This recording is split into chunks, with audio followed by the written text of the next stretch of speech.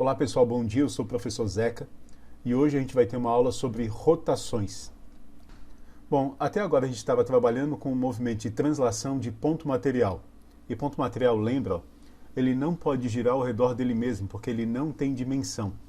Mas se a gente pega um corpo extenso que tem alguma dimensão, uma pedra, um lápis, uma caneta, além dele ter movimento de translação, ele também pode ter movimento de rotação, ele também pode girar ao redor dele mesmo.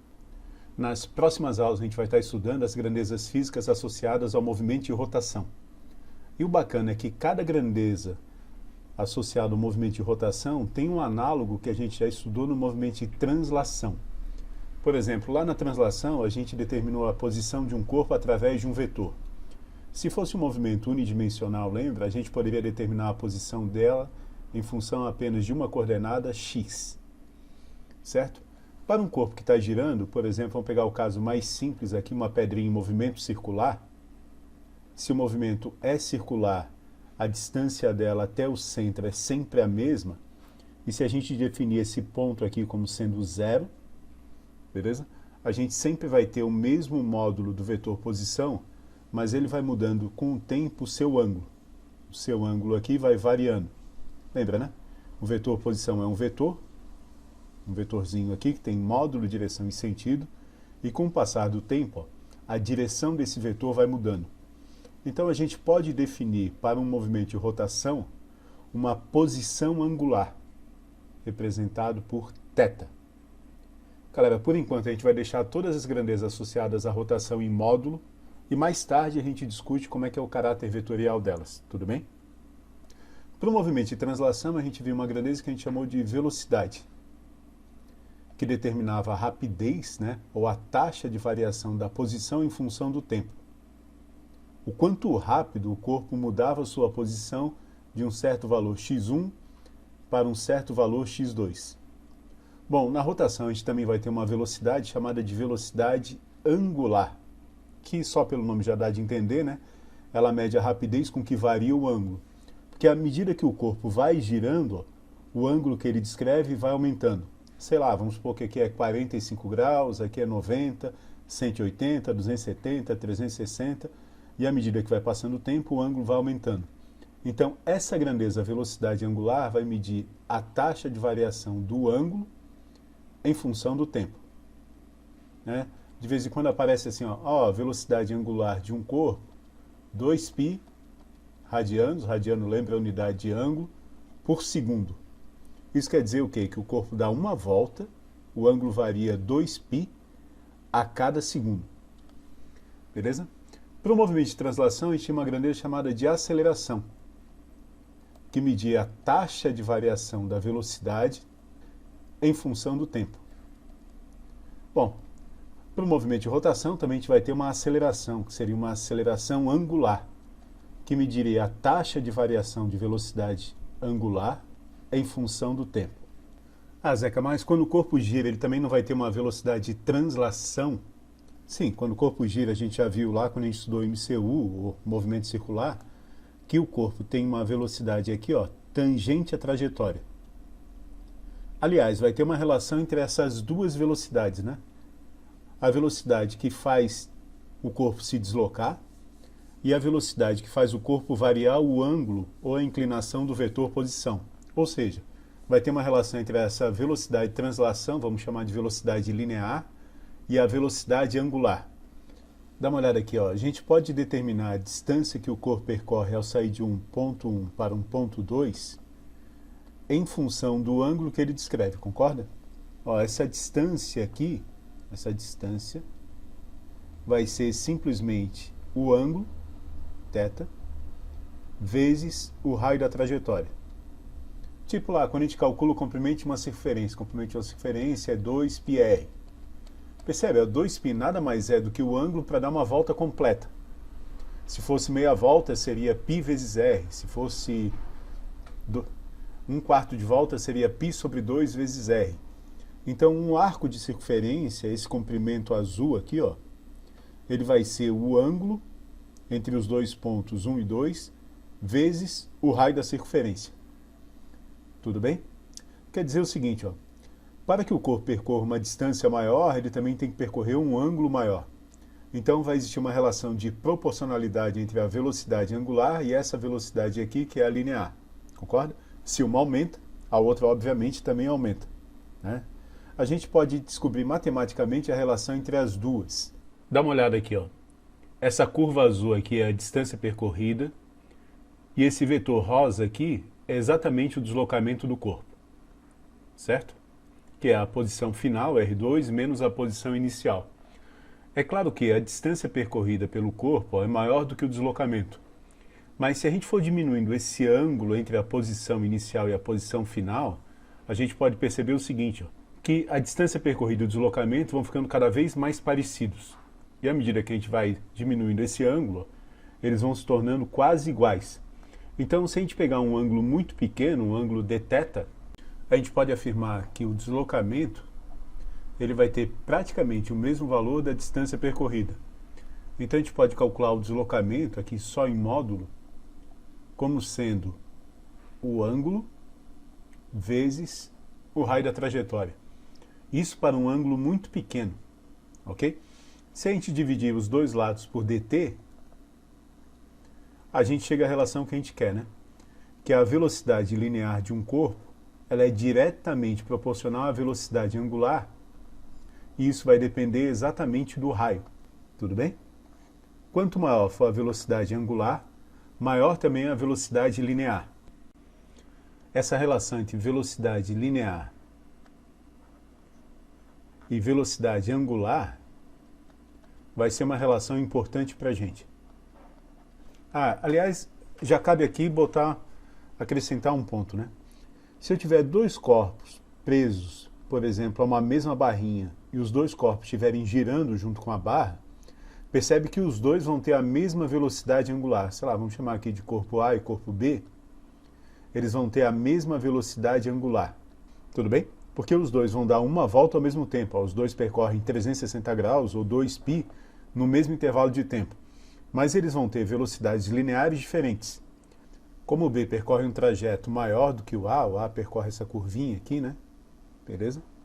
E os dois fazem isso no mesmo tempo, a velocidade de A é certamente menor do que a velocidade de B. Ok? Depois da cinemática, a gente começou a ver dinâmica do movimento e translação. A gente viu lá a primeira lei de Newton, que dizia que uma força resultante diferente de zero provocava num corpo de determinada massa uma aceleração. Onde essa massa aqui, lembra, estava associada à inércia do corpo. Quer dizer, quanto maior fosse a massa do corpo, mais difícil era de acelerar o corpo, ou mais difícil é de mudar a velocidade do corpo. No movimento de rotação, a gente vai ter uma segunda lei de Newton também, associada à rotação. Só que no lugar de força aparece torque. Galera, assim como força muda a velocidade de translação do corpo, torque vai ser a grandeza que vai mudar a velocidade de rotação do corpo. Um torque resultante aplicado num corpo causa no corpo uma aceleração angular. E nessa equação aqui, vai aparecer também um termo de inércia, chamado de momento de inércia, que é exatamente o que a gente vai estudar hoje. Beleza? Então, força causa uma aceleração no movimento de translação e torque causa uma aceleração no movimento de rotação, ou causa uma aceleração angular. A gente viu também no movimento de translação que existia uma grandeza chamada de momento linear, que era exatamente um produto da massa do corpo vezes a velocidade. Beleza? De novo, aqui a gente tinha um termo de inércia, que era a massa do corpo, vezes a velocidade dele. Para o movimento de rotação, a gente vai ter também um momento, só que é chamado de momento angular. Opa, vamos deixar sem vetor por enquanto. Momento angular, que vai ser exatamente o momento de inércia do corpo vezes a velocidade angular. Tudo bem? Percebe de novo, a gente vai ter um termo de inércia aqui, equivalente à massa, que é chamado de momento de inércia. E, por fim, vai ser a equação que a gente vai usar para deduzir o que é esse momento de inércia, é a energia cinética. Enquanto a energia cinética de translação vai ser mv² sobre 2, a energia cinética de rotação vai ser I, que é o momento de inércia, ômega ao quadrado, sobre 2. Então, para o movimento de translação, a gente tem uma grandeza associada à inércia, que é a massa. Lembra? Ela nos diz o quanto que é difícil de mudar a velocidade do corpo. Quanto maior for a massa, mais força eu vou ter que fazer para causar no corpo uma mesma aceleração. E no movimento de rotação, a gente também vai ter uma grandeza associada à inércia, chamada de momento de inércia. Só que ela é uma grandeza que está associada à dificuldade que a gente tem de mudar a velocidade de rotação de um corpo. Quer dizer, ó, quanto maior for o momento de inércia, mais difícil vai ser para fazer o corpo começar a girar ou fazer ele parar de girar se ele já estiver girando. O que a gente vai descobrir agora é quanto que vale esse momento de inércia. Para deduzir a equação do momento de inércia, a gente poderia usar qualquer uma dessas três relações acima. Claro que mais fácil é da energia cinética, né? Porque é uma grandeza escalar e trabalhar com escalar é sempre mais simples. Então vamos dar uma olhadinha nisso. Então olha só, imagina que eu tenho aqui uma barra, que vai ser o meu eixo de rotação, ok? Tem uma outra barrinha aqui, ó, azul, de massa desprezível, e tem uma partículazinha presa a essa barra. E ela está girando aqui com uma certa velocidade angular. É claro que associado a essa velocidade angular, a gente já viu, né? A gente também vai ter uma velocidade linear tangente à trajetória. E o que eu quero fazer é calcular a energia cinética desse corpo em função das grandezas angulares, e não das grandezas lineares, que é a equação que a gente já conhece. Então aqui é extremamente simples, né? A única coisa que a gente vai ter que fazer é trocar essa velocidade linear pela velocidade angular. A gente já viu ali, né, que a velocidade linear se relaciona com a velocidade angular, né, quando ele percorre um certo ângulo, por ômega vezes R. Então a nossa energia cinética desse corpo aqui que está rotacionando, ela pode ser calculada assim, né? M, continua ali, vezes a velocidade eu posso substituir por ômega vezes R, tudo isso elevado ao quadrado, sobre 2. Tudo bem? Se eu deixar o ômega fora, eu quero escrever energia cinética com uma mesma cara para rotação, com a mesma cara que eu tinha para translação, a minha energia cinética fica assim, ó, M vezes R ao quadrado, vezes ômega ao quadrado, sobre 2. Lembra que eu falei para vocês, né? Esse termo que aparecia na frente do ômega ao quadrado era um termo de inércia de rotação.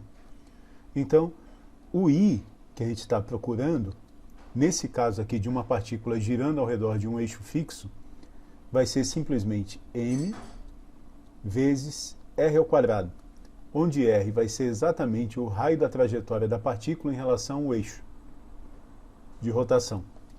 Tudo bem? Então, percebe o seguinte, ó. A inércia de rotação da partícula, ela depende, na verdade, de duas coisas.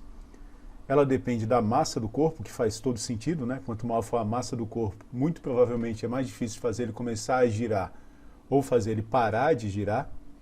Mas também vai estar associado, ó, ao quanto longe esse corpo está do eixo de rotação.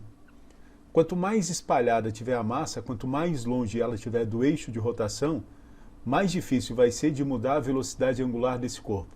Então, se eu pegar essa partículazinha aqui de massa M e colocar ela mais perto do eixo de rotação, vai ser mais fácil de eu fazer esse corpo começar a girar ou fazer ele parar de girar do que nessa posição mais afastada do eixo de rotação. Então, quanto mais longe estiver a massa do eixo de rotação, mais inércia de rotação eu vou ter, mais difícil vai ser de mudar a velocidade angular do corpo. Zé, que se eu tiver duas massinhas girando aqui, ó, massinha 1, massinha 2, como é que fica o momento de inércia desse meu sistema? É uma barrinha de massa desprezível com uma massa 1 a uma distância R1 do eixo de rotação, esse aqui é o meu eixo de rotação, e uma massinha M2 a uma distância R2 do meu eixo de rotação. Beleza? Mesma coisa, eu posso começar do mesmo jeito, né? A energia cinética desse corpo vai ser M vezes V quadrado sobre 2. Ok? Como eu tenho duas massinhas, então vai ser M1 V1 quadrado sobre 2 mais M2 V2 quadrado sobre 2. Tá? K é igual. No lugar de V eu posso escrever, né, a gente já viu ômega R ao quadrado. Aqui massa 1, ômega 1 sobre 2, R1, mais M2 vezes ômega 2, R2 ao quadrado sobre 2. A gente já viu antes, né, se essas duas partículas, se essas duas massinhas estão ligadas por uma barra, elas vão completar uma volta junto, o que significa que elas têm a mesma velocidade angular. As duas percorrem 360 graus ao mesmo tempo. Então eu posso reescrever isso aqui assim, né?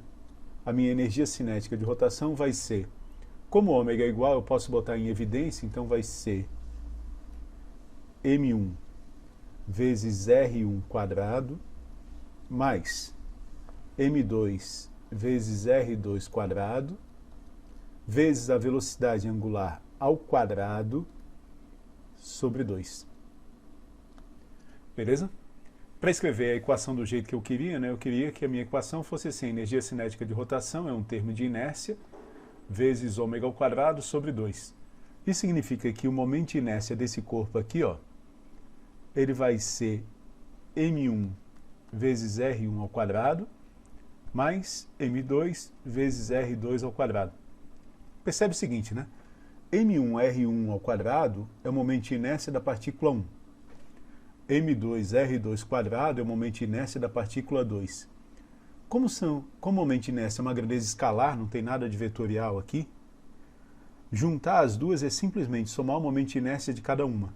E isso vai ajudar muito a gente a resolver problemas mais complicados. Quando eu tiver vários corpos acoplados, para determinar o momento de inércia do sistema, eu posso simplesmente calcular o momento de inércia de cada corpo e depois somar todos eles. Se eu tiver N corpos, ó, preso a uma barrinha, como é que fica? Aqui eu tenho corpo 1, corpo 2, 3, 4, 5, 6, 7, N. Beleza? Ó, a gente já sabe o que tem que fazer, né? O momento de inércia vai ser o momento de inércia do corpo 1, mais o momento de inércia do corpo 2, mais o momento de inércia do corpo 3, mais o momento de inércia do corpo N. A gente pode escrever isso aqui como uma somatória, né? O momento de inércia vai ser a somatória de I, de 1 até N, de M vezes RI quadrado. Bom, e se eu tiver um contínuo de matéria? Quer dizer, aqui eu tenho a matéria distribuída discretamente, né? Cada partícula separada uma da outra, e cada partícula com seu raio, R1, R2, R3. Se eu tiver uma barra, né? Vamos começar por um caso simples. Essa barra aqui é uma barra homogênea, sempre de mesma espessura, e eu quero saber o momento de inércia da barra. Bom, o que eu posso fazer é pegar essa barra aqui, né, e dividir ela em elementos de área. Então eu pego um pedacinho da barra aqui, ó, que vai estar a uma distância R do eixo de rotação, isso aqui continua sendo meu eixo, não escrevi antes, né? E ela tem massa dm. Beleza? E para achar o momento de inércia, é só somar o momento de inércia de cada pedacinho dm. Bem, quando a gente tem um contínuo, ao invés de escrever uma somatória, a gente escreve uma integral, né? Então, meu momento de inércia para um contínuo vai ser integral. Depois a gente vai definir os limites de integração de r ao quadrado, que é a distância, vezes dm. E o que a gente vai ter que fazer na maioria das vezes é resolver essa integral aqui. Vamos ver um exemplo. Olha, eu quero calcular o momento de inércia de uma barra que gira ao redor de um eixo. No primeiro caso, ó, essa barra vai estar presa exatamente pelo centro de massa dela. Exatamente o meio da barra. É uma barra homogênea, sempre de mesma espessura, ok? E ela está presa exatamente no centro. E no segundo momento, a gente vai calcular essa barra presa por uma extremidade e girando ao redor do eixo de rotação. Vamos chamar esse caso aqui de caso A, esse caso aqui de caso B. Antes de a gente fazer conta, qual das duas barras vai ter maior momento de inércia? A ou B? Isso, beleza, B, né? Apesar de ser a mesma barra girando, ó, percebe que eu tenho aqui, ó, metade da barra e metade da barra a uma mesma distância do eixo de rotação. Aqui, ó, se eu dividir a barra em duas também, ó, a segunda parte da barra, vamos chamar de pedaço 1, pedaço 2. Aqui eu tenho pedaço 1, que vai ter o mesmo momento de inércia desse pedaço 1, mas esse meu pedaço 2 aqui está mais longe do eixo de rotação do que esse pedaço 2. Então é de se esperar que essa barra 2 aqui, esse sistema B, seja mais difícil de fazer começar a girar ou parar de girar, ou seja mais difícil de mudar a velocidade angular dele. Vamos começar pela barra presa aqui, ó, no centro de massa. E aqui eu tenho o eixo de rotação da barra. Bom, tem que resolver essa integral aqui, né? Vai ser a integral de r² dm. O plano dessa integral aqui, né, é que eu tenho que escrever ela ou toda em função de r, ou toda em função de m, para poder resolver a equação, para poder resolver a integral. Beleza? O que a gente faz normalmente, ó, é escrever a equação inteirinha em função de r. Ou seja, a gente tem que dar um jeito de escrever esse dm em função de dr. Aqui a gente vai fazer o seguinte, ó. Como essa barra é linear e homogênea, a gente pode relacionar o comprimento dela, o raio aqui, né, com a massa, utilizando densidade linear. A densidade linear dessa barra aqui, ó, vai ser a massa dela, dividido pelo comprimento dela, que seria o R total. Tudo bem? Se eu passar o R multiplicando, eu posso escrever a massa como sendo a densidade vezes R. Se eu derivar em função de R, dm dr, como a densidade é constante, ela fica, e a derivada de R em relação a R é 1. Ou seja, a relação que eu tenho vai ser dm igual a densidade linear da barra vezes dr. Se eu substituir aqui, o momento de inércia vai ser integral de r² vezes a densidade, que é uma constante, pode sair fora da integral, vezes dr. Então a gente escreve toda a equação, ó, ou toda a integral em função apenas de r. A segunda parte aqui é escolher os limites de integração. Tudo bem? Ó, a gente pode escolher que esse ponto aqui é o ponto 0, né? A gente pode definir aqui uma reta como direção. E essa barra aqui, ó, vai desde menos L sobre 2, onde L é o comprimento da barra. Vamos escrever isso, né? L é o comprimento da barra, até L sobre 2. Ou, se você quiser, né, você pode dividir a barra ao meio, falar que o limite é de 0 até L sobre 2, e multiplicar por 2, porque são dois pedacinhos girando. Tanto faz. O resultado vai ser o mesmo. Então vai de menos L sobre 2 até L sobre 2, onde L é o comprimento da barra. Essa integral é fácil de resolver, né? Integral de r² dr vai ser r³ sobre 3, né? Tem a densidade aqui, vamos botar aqui na frente, densidade, que vai de menos L sobre 2 até L sobre 2. Substituindo os limites de integração, a gente tem o seguinte, densidade que multiplica, vou botar isso sobre 3 para fora aqui, r³ é L ao cubo sobre 2 ao cubo, menos L ao cubo sobre 2 ao cubo. Opa, fecha a parência. Ok? Bom, menos ao cubo é menos, menos com menos dá mais, então isso daqui dá ρ sobre 3, 2L ao cubo, sobre 2 ao cubo é 8, né? Sobre 8, dá de simplificar aqui, ó, dá 1, dá 4. Então, o momento de inércia de uma barra presa ao centro de massa vai ser ρ vezes L ao cubo sobre 12. Como é que fica quando ela está presa por uma das extremidades? Bom, é muito parecido. Eu tenho aqui o eixo, ela está presa agora numa extremidade. Então aqui eu tenho uma barra de comprimento L. A forma de transformar o dm em dr é a mesma, através da densidade da barra. O que muda aqui é os limites de integração, né? Se eu considerar o ponto ou o eixo de rotação como sendo a posição 0, o meu limite de integração aqui vai de 0 até L. Então aqui vai de 0 até L. Beleza? O resultado da minha integral é o mesmo, né? vai ser densidade que multiplica R ao cubo sobre 3, só que agora de 0 até L.